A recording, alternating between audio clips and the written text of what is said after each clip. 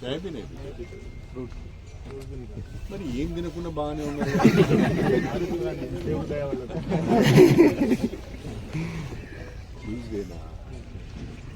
సరే మనమైతే లంచ్ ఏర్పాటు చేసుకుంటున్నాం, ఇబ్బంది ఏం లేదు.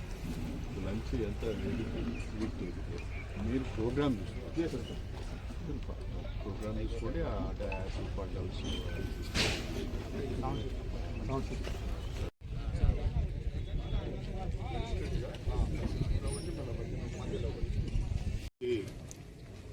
నా హృదయపూర్వకమైన నమస్కారాలు. అదేవిధంగా చిలుకూరుగుట్ట దేవస్థానం చైర్మన్ సోదరుడు శ్రీధర్రావు గారికి, మా పల్లగుట్ట గ్రామ సర్పంచ్ సోదరుడు నరసింహారెడ్డి గారికి, మండల పార్టీ అధ్యక్షుడు సోదరుడు సురేష్ గారికి, మల్లారెడ్డి గారికి, బాలరాజు గారికి, మా పార్టీ ప్రతినిధులందరికీ పేరు పేరున నా హృదయపూర్వకమైన నమస్కారాలు తెలియజేస్తాను. తెలంగాణ రాష్ట్ర ఉప ముఖ్యమంత్రి వర్యులు, రాష్ట్ర ఆర్థిక మరియు విద్యుత్ శాఖ మంత్రులు గౌరవనీయులు శ్రీ మల్లు బట్టి విక్రమార్క గారు రేపు 9 జూన్ 2026 ఉదయం 10:30 స్టేషన్ గన్పూర్ నియోజకవర్గం చిల్పూర్ మండలం పల్లగుట్ట గ్రామానికి విచ్చేస్తున్నారు. వారు ఈ గ్రామంలో విద్యుత్ శాఖకు సంబంధించిన 4 సబ్స్టేషన్ల ప్రారంభోత్సవం, 3 సబ్స్టేషన్ల శంకుస్థాపన కార్యక్రమంలో పాల్గొంటారు. ప్రధానంగా పీచర్లో నిర్మాణమై ఉన్న 132/33 kV సబ్స్టేషన్, సాగరంలో నిర్మాణం పూర్తి చేసుకున్న 33/11 kV సబ్స్టేషన్, కొండాపూర్లో నిర్మాణం పూర్తి చేసుకున్న 33/11 kV సబ్స్టేషన్, పుర్చపల్లిలో నిర్మాణం పూర్తి చేసుకున్న 33/11 kV సబ్స్టేషన్, ఈ 4 సబ్స్టేషన్లను ప్రారంభిస్తారు. అదేవిధంగా కొత్తగా మంజూరైన మరొక 3 సబ్స్టేషన్లకు శంకుస్థాపన చేస్తారు. 1 పల్లగుట్ట, 2 నష్కల్, 3 లింగంపల్లిలో 33/11 kV సబ్స్టేషన్లకు శంకుస్థాపన కార్యక్రమం చేయడం జరుగుతుంది.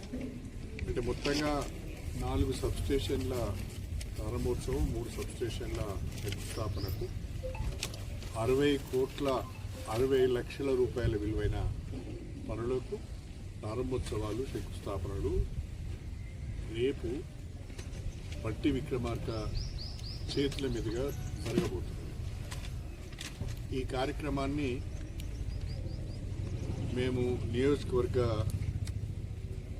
బాధ్యులుగా పార్టీ పరంగా చాలా పెద్ద ఎత్తున వారికి స్వాగతం పలకాలని, 60 కోట్ల రూపాయల విలువైన ఒకే శాఖకు చెందిన పనులన్నీ కూడా వారు ప్రారంభిస్తున్న సందర్భంగా, శంకుస్థాపన చేస్తున్న సందర్భంగా వారికి ఘన స్వాగతం పలికే విధంగా ఏర్పాటు కూడా చేయడం జరుగుతుంది. దీనికి తోడుగా వారు మా నియోజకవర్గానికి వస్తున్న సందర్భంగా ఈ నియోజకవర్గంలోని 2 ప్రధానమైన సమస్యలు కూడా వారి దృష్టి తీసుకురావాలని అనుకుంటున్నాను. స్టేషన్ గన్పూర్ నియోజకవర్గంలో చాలా గ్రామాలలో ఇండ్ల మీద నుండి సర్వీస్ లైన్స్ వెళ్తున్నాయి, కరెంట్ లైన్స్ వెళ్తున్నాయి. అవన్నీ తొలగించాలి అంటే గ్రామ పంచాయతీలు డబ్బులు కట్టాలి అని చెప్పి డిపార్ట్మెంట్ వాళ్ళు అడుగుతున్నారు, ఎన్పీడీసీలు వాళ్ళు అడుగుతున్నారు. ఆ డబ్బులు కట్టే పరిస్థితిలో గ్రామ పంచాయతీలు లేవు.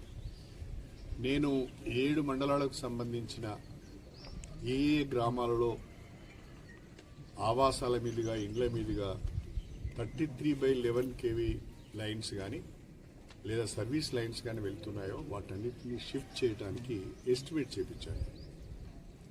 దాన్ని వారి దృష్టి తీసుకువెళ్ళి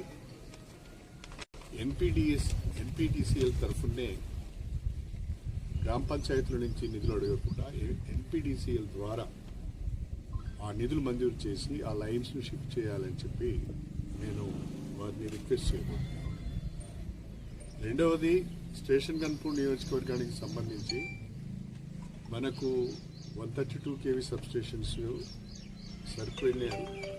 సరిపోయాన్ని ఉన్నాయి. ఇప్పుడు మనకు గన్పూర్లో ఒకటి ఉంది, రఘునాథ్పల్లిలో ఒకటి ఉంది, ఇప్పుడు కొత్తగా పీచర్లో కూడా ఒక సబ్స్టేషన్ వస్తున్నది.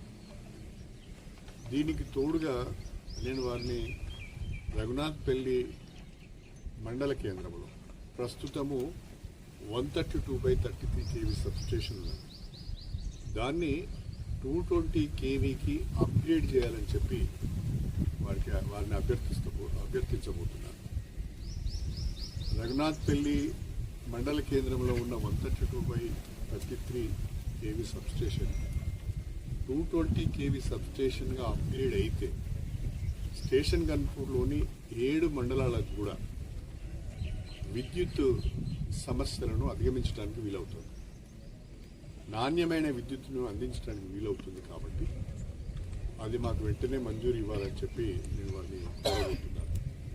ప్రధానంగా ఎల్పిడిసిఎల్ వారు వాళ్ళ లోడ్ పాయింట్స్ను దృష్టిలో పెట్టుకొని 220 kV సబ్స్టేషన్ ఎక్కడ ఉండాలని ఆలోచన చేసినప్పుడు వాళ్ళు రఘునాథ్పల్లి మండల కేంద్రాన్ని సూచించడం జరిగింది.